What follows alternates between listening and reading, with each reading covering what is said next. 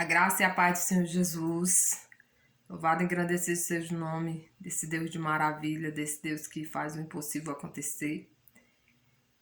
Eu me chamo Aldairis Lima, sou casada com Eliezer Piau, moramos atualmente em Abadia de Goiás. Estou aqui para contar uma parte da minha história para você que com certeza vai alcançar um coração que necessita, que precisa, porque foi algo de Deus. Tem já algum tempo que Deus toca no meu coração para que eu publicasse esse vídeo, para que eu compartilhasse essa história. 2014, 2004, mais ou menos 2004 para 2005, eu não recordo bem o ano. O Senhor falou comigo através de um pastor na porta da igreja. Esse pastor tinha de ministrar na minha igreja, na congregação onde eu congregava, em Imperatriz do Maranhão. E ele falou pra mim assim: lembra de Sara? E eu fiquei pensando, ele só disse isso. E eu fiquei pensando, passei alguns dias meditando sobre a vida de Sara, sobre Sara, sobre a história de Sara. Eu sempre conheci muito de história da Bíblia, eu amo ler Bíblia, eu amo histórias da Bíblia. E eu fiquei meditando alguns dias sobre a vida de Sara, de Abraão. E se passaram alguns dias, eu fui com as irmãs noutra congregação na tarde da bênção. Quando eu chego lá, para minha surpresa, era esse pastor. Tava lá para ministrar a palavra. E quando ele começou a ministrar a palavra, para minha surpresa, ele foi falar sobre Sara, exatamente sobre Sara. E eu disse: mas que mistério é esse, Jesus? Mistério é esse? Assim, com Sara. E aí Deus falou comigo naquela tarde. Deus falou no meu coração para que eu não colocasse nada no lugar da promessa. Que ele tinha uma promessa para minha vida. Deus já tinha feito uma promessa que eu ia casar. Mas naquele momento ali a minha prioridade era casar para ser mãe. Porque eu queria ser mãe antes dos 30. E Deus falou: não coloca nada no lugar da promessa. Não coloca o filho de H na sua vida. Eu fiquei assim, eu falei: Deus, tá bom. Vamos que vamos. E aí se passaram 10 anos daquele momento ali, se passaram 10 anos. Eu vim me casar com 39 anos. Eu já estava no Goiás, eu vim pro Goiás e eu já estava morando em Goiânia quando eu me casei. Então 10 anos se passaram, muitas coisas aconteceram que não dá pra ser relatado e contado agora, nesse vídeo. E eu casei exatamente no dia que eu fiz 39 anos. 9 meses depois, eu tive minha primeira gravidez. Eu descobri que estava grávida, eu tinha ficado boa da minha menstruação, tinha uns 10 dias, e eu comecei a sangrar e fui pro hospital e terminou que lá a gente descobriu que estava grávida. Só que essa gravidez foi muito rápida. 2 ou 3 dias depois eu já estava fazendo a coretagem. E a médica que me atendeu no dia que eu fui passando mal, ela falou que o aborto já estava, completando.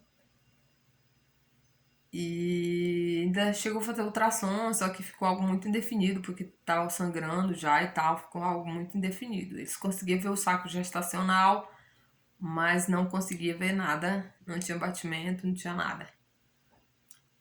E aí ela suspeitou que seria uma mola, uma gravidez de mola.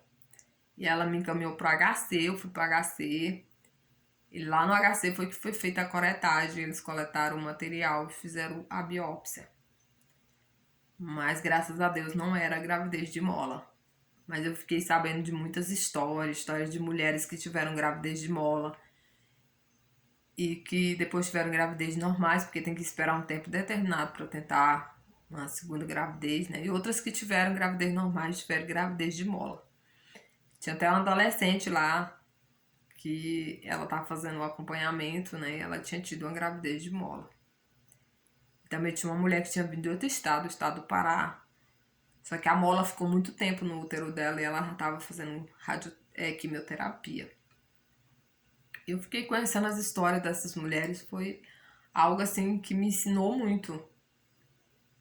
Nessa primeira gravidez eu não... A dor foi uma dor que passou rápido e veio de novo a esperança de uma gravidez. Só que aí eu descubro que o mioma que tinha no meu útero, que eu tinha feito o exame abdominal antes de me casar, só que viu algo muito pequeno. Só que ele descobriu que ele não era tão pequeno, que ele já tinha mais de 5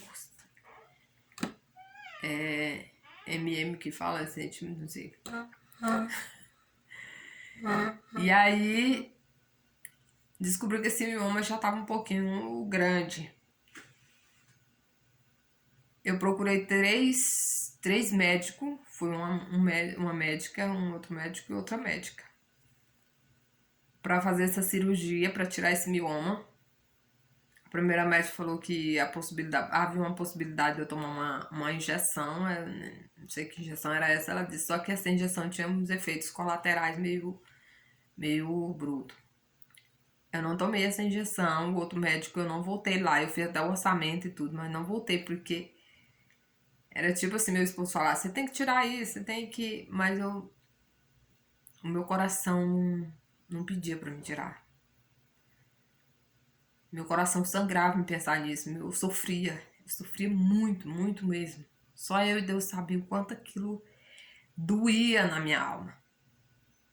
Quando eu fui na terceira médica, doutora Lara, ela falou pra mim, você podia tentar engravidar mais uma vez, que tem mulheres que geram com vários miomas no útero, sem problema. E aí a gente foi tentar mais uma vez. E nessa tentativa a gente foi mais ou menos julho de 2015.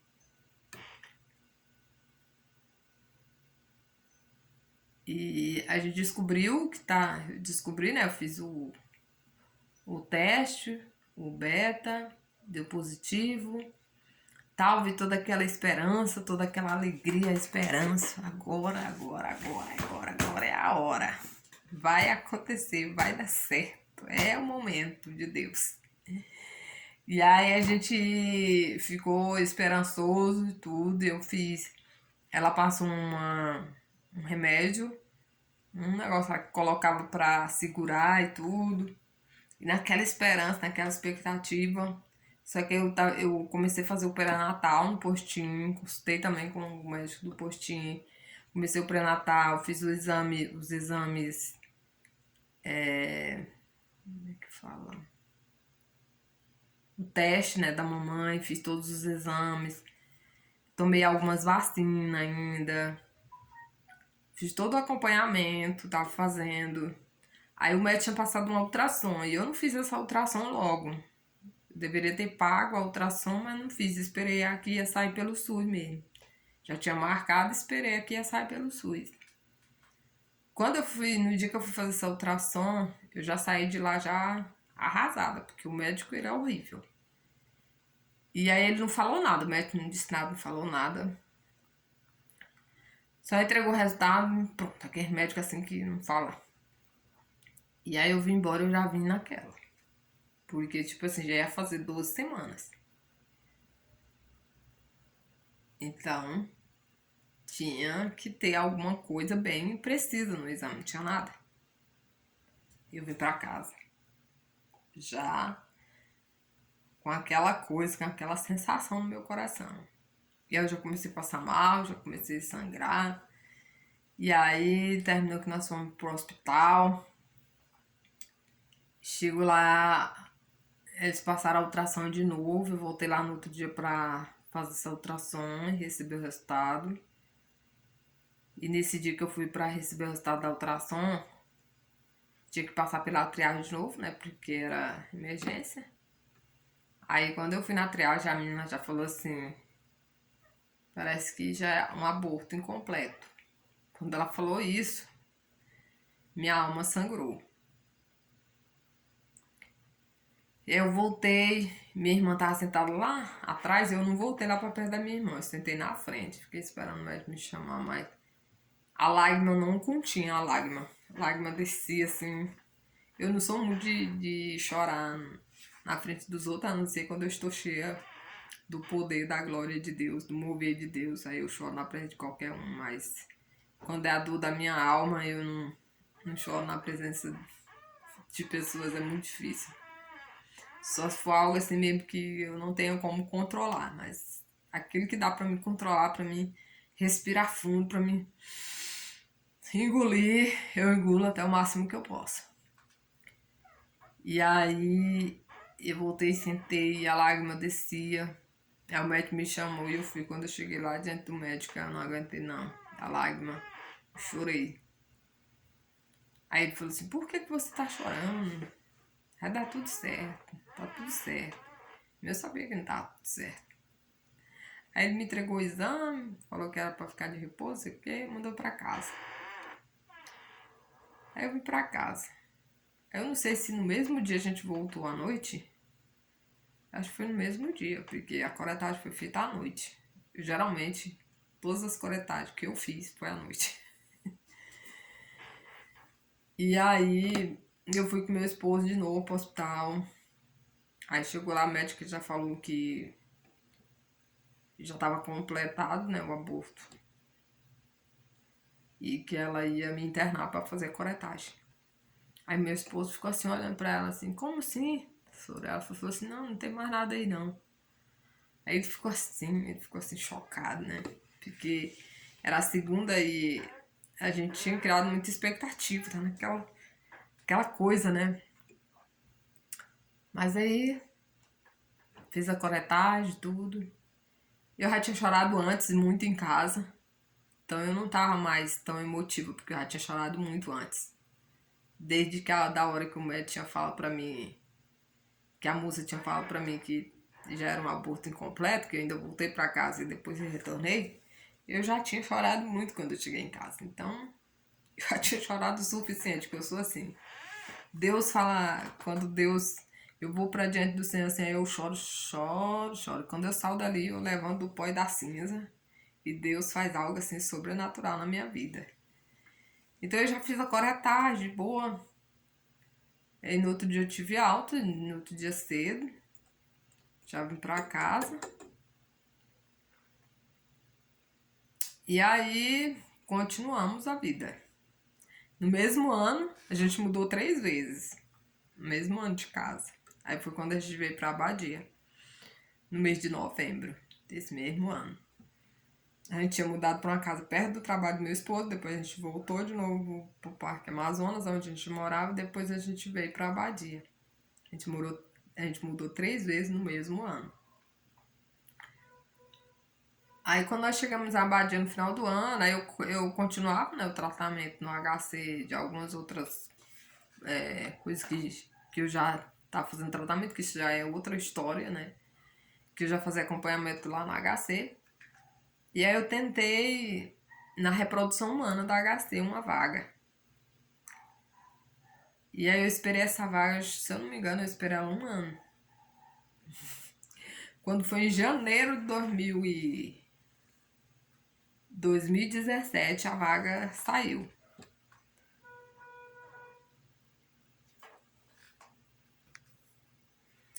Aí saiu a vaga no HC e eu fui fazer. Fui no dia da consulta pra começar o tratamento. Toda animada, animada, de que agora eu vou ter a resposta que eu preciso e tal. Tá empolgada, animadíssima. Só que pra minha surpresa, quando eu chego lá, que a médica me chama, ela fala pra mim que eu não tinha como fazer mais o tratamento porque eu já tinha passado da idade. Que até 41 até ia, mas eu já ia fazer 42. Então não tinha como mais eu ser acompanhada pelo SUS no HC. E mesmo assim, apesar do SUS cobrir boa parte do tratamento, tinha algumas partes lá que tinha que ser paga, né? Algumas partes lá que era paga do tratamento, tinha que pagar.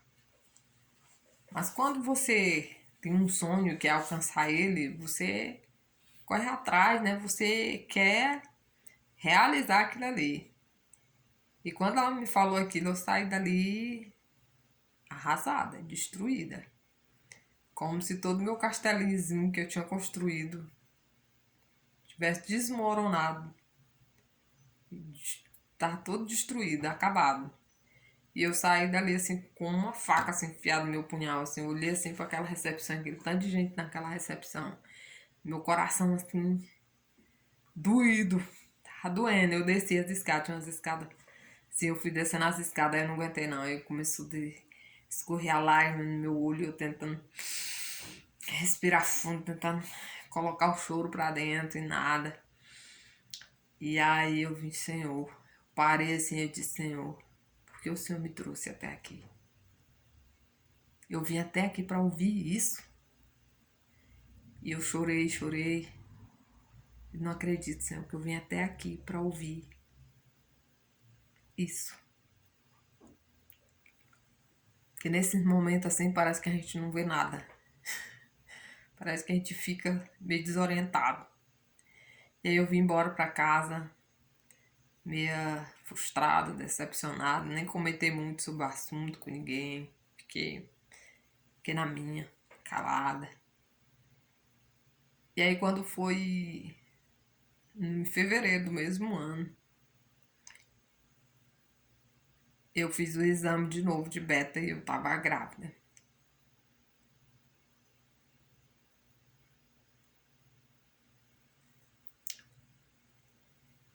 E eu tinha falado pra Deus a segunda decepção da gravidez sem forma e vazia. Eu tinha dito pra Deus, Senhor, eu não quero engravidar mais se não for pra gerar. Então, com a decepção de não ter conseguido o tratamento no HC, a minha esperança era, eu sempre sou assim, eu sempre tenho um plano B. Eu sou uma pessoa que eu sempre tenho um plano B na minha mente. E aí eu pensei assim, já que não deu certo, Deus me agraciou dessa vez. Deus veio em meu favor. Dessa vez vai dar certo, porque eu tinha orado, tinha dito, Senhor, eu não quero mais engravidar se não for pra me gerar. Se não for pra ser algo que vá gerar. Eu não quero mais engravidar sem forma e vazio. Eu tinha dito isso pra Deus. E aí eu me enchi de esperança, não deu certo lá no HC, mas Deus me visitou e me enchi de esperança. E aí comecei de novo. Eu fui no HC, voltei lá no HC, que é a médica que tinha me atendido da segunda coretagem, ela falou que quando eu engravidasse de novo era pra mim no HC, pra mim fazer o acompanhamento lá. Aí eu fui no HC, cheguei lá, comecei a fazer o pré-natal lá no HC, mas também fui no postinho pra começar a fazer as vacinas e tal, fazer acompanhamento também. E aí a médica lá do HC tinha passado as ultrassom. Aí eu tinha marcado a ultrassom com uma menina lá no hospital lá que tinha uns residentes que faziam ultrassom na Clínica Brasil, que tinha uma médica, acho que era professora lá do HC, não sei. E ela fazia essas ultrassom lá na Clínica Brasil. E eu aproveitei e fui fazer essas ultrassom com essa médica da Clínica Brasil, que atendia lá. E para a glória de Deus, era uma médica excelente. E aí quando eu fui fazer a primeira ultrassom, ela já falou logo, ela falou assim, eu vejo saco gestacional, mas eu não consigo ver o bebê. Não tem batimento cardíaco. E aí a gente vê na ultrassom algo bem pequenininho assim.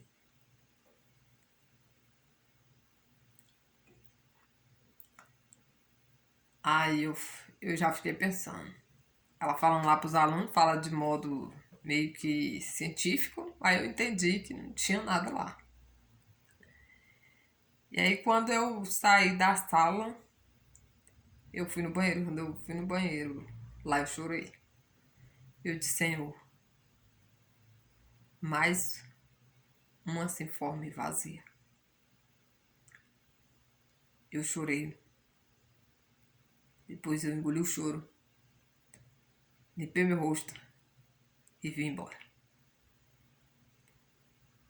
Meu esposo chegou mais cedo de serviço nesse dia que eu falei pra ele, né, que mais ou menos alguma coisa, e ele já ficou preocupado comigo. E ele já veio de serviço mais cedo. Só que eu cheguei antes. Eu cheguei bem antes. Quando eu cheguei em casa, eu só sentei numa cadeira, na minha cadeira que eu tenho aqui. Em casa não tem sofá, a gente tem umas cadeiras de fibra. Eu sentei na cadeira. E quando eu sentei na cadeira, eu desabei. Naquele dia eu chorei muitíssimo. Abundantemente. Tinha uma amiga minha que tinha mandado um áudio pra mim e eu não tinha abrido esse áudio. E eu apertei em cima do